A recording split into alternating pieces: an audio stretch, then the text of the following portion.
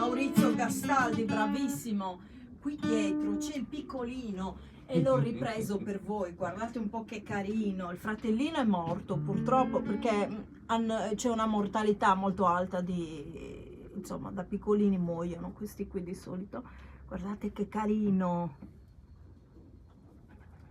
è una meraviglia, non so se lo vedete. Quanto ha Maurizio? Adesso non mi ricordo quando è nato questo piccolino di qui, che era nato insieme al fratellino. Avrà un mese. No, assolutamente. A un mese hanno già le piume. Questo ha neanche una settimana, forse una settimana. Bene, per questo video è tutto, vi diamo appuntamento al prossimo. Grazie di tutto. Seguiteci, seguiteci sempre.